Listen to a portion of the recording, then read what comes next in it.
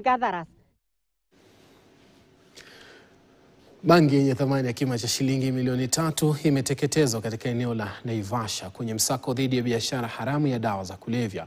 Kikosi cha maafisa wa usalama kilisema kuwa bangi hiyo ilikuwa imehifadhiwa katika nyumba ya kupanga katika mtaa wa Kayole mjini Naivasha, ikisubiriwa kusambazwa kwa waraibu. Kwa mujibu wa naibu kamishna wa kaunti ndogo ya Naivasha, Josiah Odongo, maafisa wa usalama wamekuwa katika hali ya tahadhari kufuatia ripoti za kuongezeka kwa matumizi ya bangi miongoni mwa watoto na vijana. Odongo aliwaonya waendesha bodaboda ambao alisema wamekuwa mstari wa mbele katika kusambaza dawa hizo katika maeneo mbalimbali na hasa katika maeneo ya vitongoji duni.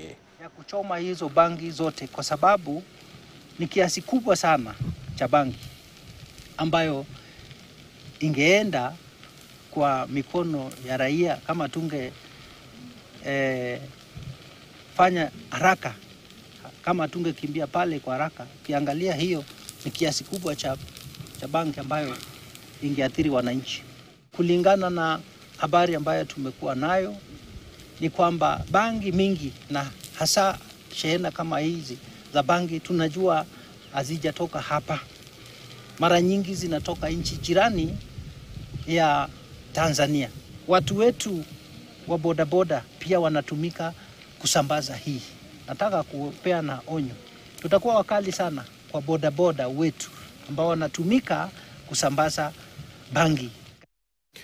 Huku Kenya ikijiunga na ulimwengu kusherehekea siku ya afya ya hedhi duniani, wito umetolewa kwa serikali kurahisisha namna ya upatikanaji wa taulo za hedhi